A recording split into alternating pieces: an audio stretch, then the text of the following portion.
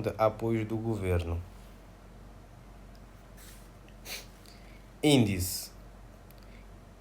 O primeiro temos a introdução, depois os objetivos das DFs, pressupostos subjacentes. Aí no número 4 temos as características qualitativas das DFs, 5 elementos das DFs, 6 reconhecimento dos elementos das DFs, 7 mensuração dos elementos das DFs, 8 vamos falar sobre o objetivo e âmbito da norma 26, 9 subsídios do governo, 10 apoios do governo, 11 divulgações e, por fim, exercícios. Vamos à introdução.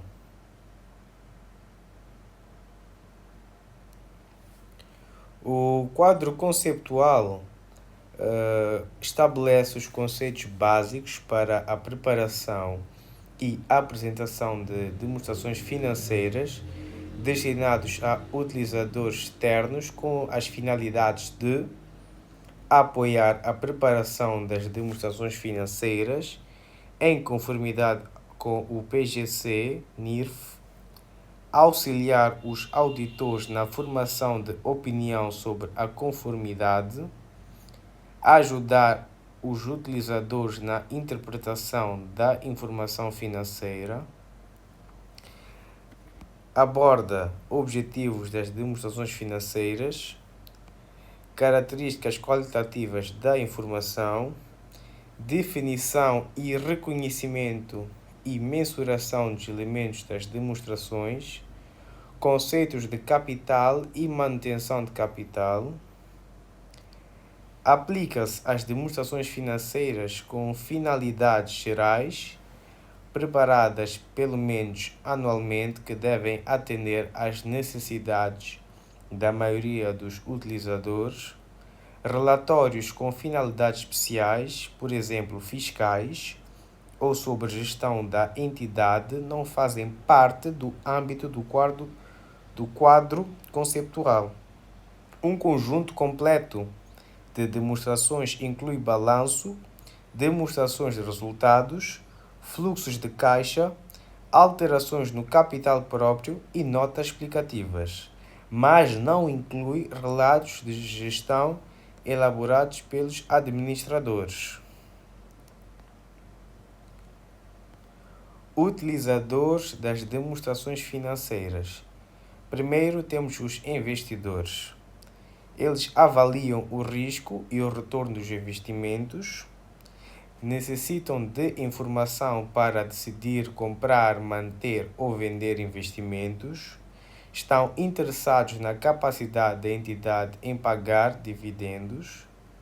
Depois temos empregados. Procuram informação sobre estabilidade e rentabilidade da entidade, querem avaliar a capacidade de pagamento de remunerações e pensões, estão atentos às oportunidades de emprego. Financiadores. Interessam-se por dados que permitem avaliar se os empréstimos concedidos e respectivos juros serão pagos no prazo. Fornecedores. Avaliam os montantes devidos pela entidade serão pagos na data acordada. Clientes. Têm interesse na continuidade da entidade, sobretudo em relação de longo prazo ou de dependência direta.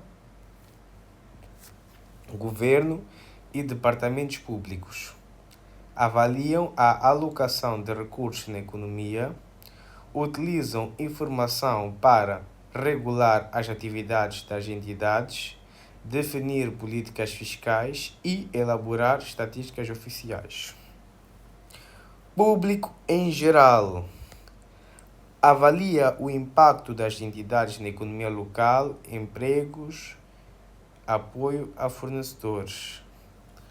Usa as demonstrações financeiras para conhecer tendências e desenvolvimentos da entidade. Objetivo das demonstrações financeiras.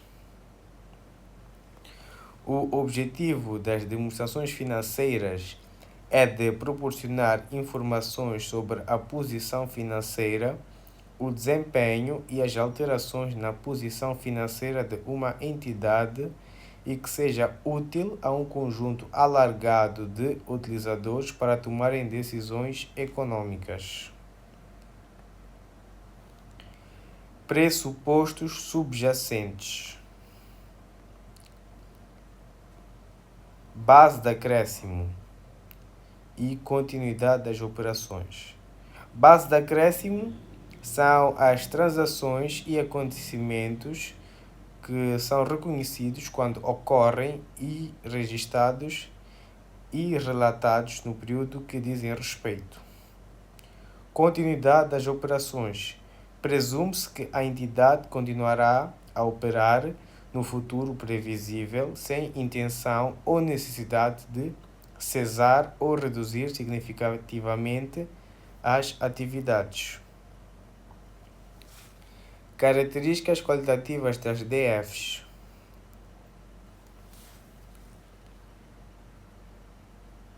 As características qualitativas são os atributos que fazem com que a informação proporcionada pelas DFs sejam úteis para os utilizadores. As quatro principais são: compreensibilidade. Informação deve ser rapidamente compreendida. Assuntos complexos não devem ser excluídos devido à sua relevância. Depois temos relevância. Informação útil e adequada às necessidades de decisão dos utilizadores. Em terceiro, temos a fiabilidade. Isenta de erro material ou influência, deve representar fidedignamente o que se propõe apresentar. E por fim temos a comparabilidade. Permite comparar ao longo do tempo entre diferentes entidades, identificando tendências, desempenho e posição relativa. Elementos das DFs. As demonstrações financeiras retratam os efeitos financeiros das transações e outros acontecimentos, agrupando-os em grandes classes conforme as suas características econômicas. Estas grandes classes são chamados os elementos das demonstrações financeiras.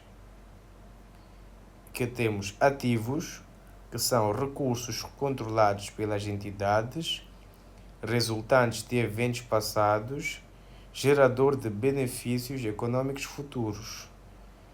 Em segundo, temos passivos, obrigação presente resultante de eventos passados cuja liquidação implica a saída de recursos.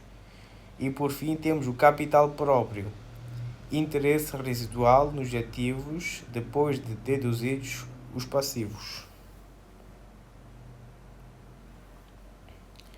Desempenho. O lucro é frequentemente usado para medir o desempenho ou como base para medir outros indicadores, tais como o retorno do investimento ou o resultado por uma ação. Rendimento. Aumentamos de benefícios econômicos, entrada ou aumentos de ativos ou diminuição de passivos que resultam em acréscimos no capital próprio. Gastos. Reduções de benefícios econômicos, saídas, diminuições de ativos ou aumentos de passivos resultam em reduções no capital próprio, exceto distribuições de capital. Reconhecimento dos elementos das DFs. O reconhecimento é o processo de incorporar no balanço ou na demonstração de resultados um item que satisfaça a definição de elemento e cumpra os critérios. Um item só é reconhecido se for provável que traga benefícios econômicos futuros e o seu valor puder ser mensurado com fiabilidade.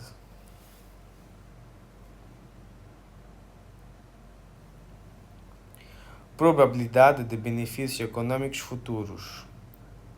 Aqui destacamos que a probabilidade avalia o grau de incerteza quanto à entrada ou saída de benefícios associados ao item. Por exemplo, reconhecer um ativo apenas se for razoavelmente certo que gerará benefícios no futuro. Fiabilidade de mensuração. Um item deve ser mensurável de forma objetiva e verificável. Se não houver forma de atribuir um valor confiável, o item não pode ser reconhecido. Reconhecimento de ativos. Um ativo é reconhecido quando existe probabilidade de gerar benefícios futuros para entidades e quando pode ser mensurado com fiabilidade. Por exemplo, equipamentos, estoques e contas a receber.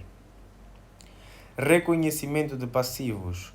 Um passivo é reconhecido quando é provável que haverá saída de recursos e quando a liquidação de obrigação puder ser mensurada com fiabilidade. Por exemplo, empréstimos a pagar e fornecedores. Reconhecimento de réditos. Os rendimentos são reconhecidos quando há aumento nos benefícios econômicos futuros. Isso pode resultar do aumento de um ativo ou da diminuição de um passivo, desde que mensurado com a fiabilidade. Reconhecimento de gastos. Os gastos são reconhecidos quando ocorre uma redução nos benefícios futuros. Isso pode acontecer pela redução de um ativo ou pelo aumento de um passivo. Mensuração dos elementos das DFs. A mensuração é o processo de determinar as quantias monetárias a serem apresentadas no balanço e na demonstração de resultados. Este processo envolve escolher a base de mensuração mais adequada. Como bases de mensuração, temos as principais, que são custo histórico, que é o valor original pago ou recebido, custo corrente, que é o valor atual de reposição, valor realizável, que é o valor que se espera receber em troca, valor presente, que é o valor descontado de fluxos de caixa futuros. E temos que explicar que na prática, muitas das vezes, as demonstrações combinam mais de uma base de mensuração. Norma 26. Objetivo e âmbito. O objetivo central da norma é estabelecer critérios para a mensuração e apresentação dos inventários nas demonstrações financeiras. Pretende-se garantir que os inventários estejam sobreavaliados, refletindo de forma fidedigna a posição financeira da entidade. Âmbito. Aplica-se todos os inventários, exceto obras em curso, de contratos de construção, instrumentos financeiros, ativos biológicos relacionados com atividade agrícola. Consideram-se inventários os ativos detidos para venda no decurso de atividade, em processo de produção para essa venda, ou na forma de materiais e bens de consumo a utilizar na produção ou prestação de serviços. Diferenças conforme o tipo de empresa. Empresas comerciais, mercadorias adquiridas para revenda. empresas industriais, matérias-primas, produtos e trabalhos em curso, produtos acabados e também mercadorias para revenda.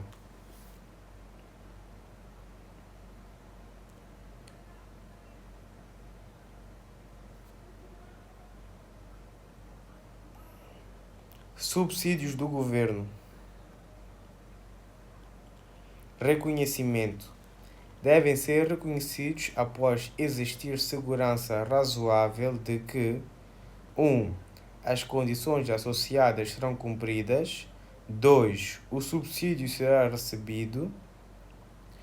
Subsídios não reembolsáveis são reconhecidos quando há segurança razoável que as condições serão cumpridas.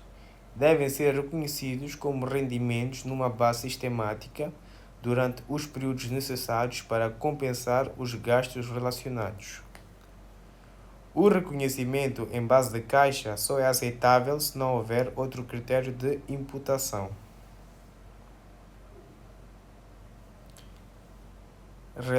Relativos a ativos amortizáveis, reconhecidos ao longo da vida útil do ativo. Relativos a ativos não amortizáveis, reconhecidos durante o cumprimento das obrigações. Compensações por perdas passadas, reconhecidas no período em que se tornam recebíveis. Subsídios não monetários podem envolver transferências de ativos, por exemplo, terrenos, avaliados e registrados pelo justo valor ou por quantia nominal.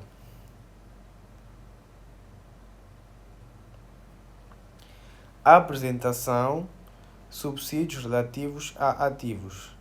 Duas opções: rendimento deferido, reconhecido sistematicamente durante a vida útil do ativo, dedução ao valor do ativo, refletindo-se em menor gasto de amortização. Apresentação: subsídios relativos a rendimentos, apresentados como créditos na demonstração de resultados ou dedução ao gasto correspondente. Ambos métodos são aceitáveis desde que devidamente divulgados. Reembolso de subsídios do governo. Tratado como revisão de estimativa contabilística, norma 4. Subsídios de rendimentos. Reembolso deduzido ao crédito deferido, excedente, reconhecido como gasto. Subsídios ativos. Aumenta o valor do ativo ou reduz o rendimento deferido. A amortização adicional é reconhecida como gasto. Apoios do governo. Excluem apoios sem valor razoável, por exemplo, assistência técnica gratuita, garantias. Incluem empréstimos a juros zero ou baixo sem quantificação de benefício. Não abrangem infraestruturas públicas ou instalações gerais, por exemplo, redes de transporte e água. Divulgações. As demonstrações financeiras devem revelar política contabilística e método de apresentação de subsídios, natureza e volume dos subsídios e apoios recebidos, condições não satisfeitas e contingências associadas. Exercícios. Exercício 1. Uma empresa adquiriu um equipamento fabril no início do ano, Endor 240.000, Matikaia, tendo emitido um cheque para o seu pagamento. Simultaneamente foi-lhe creditado na sua conta de depósito de ordem um EIDO de 40%. A vida útil estimada desse equipamento fabril é de 10 anos e a amortização é feita pelo método das cotas. Efetue a contabilização de acordo com a norma 26. Solução. Pela compra da máquina, lançamos a débito Na conta 3.2.2, equipamento básico, 240.000. A crédito na conta 1.2.1, depósito de ordem, 240.000. Pelo reconhecimento do subsídio a débito, lançamos na conta 1.2.1, depósito de ordem, 96.000. A crédito, lançamos na conta 3.2.2, equipamento básico. Ou débito na conta 1.2.1, depósito de ordem, 96.000. Crédito na conta 4.9.2.4, rendimentos deferidos, 96.000. Pela amortização no final do primeiro mês, lançamos a débito na conta 6.5.1, amortizações do período até 2000. Crédito na conta 3.8.2, amortizações acumuladas até. Os 2.000 meticais foram assim calculados: 240.000 a dividir por 10 anos, vezes 1/12. Caso a opção de reconhecimento do subsídio tenha sido constituído em levar o subsídio a rendimentos deferidos simultaneamente com a amortização do capital fabril, procede-se ao reconhecimento do ganho associado ao subsídio. Débito, conta 4.9.2.4, rendimentos deferidos, sub para investimento 800, crédito, conta 7.6.11, sub para investimentos 800. Os 800 meticais correspondem a 40% do valor da amortização, uma vez que o subsídio recebido foi de 40% do valor do bem. A amortização foi assim calculada: custo do ativo 240.000, vida útil em meses 120, amortização mensal 2.000.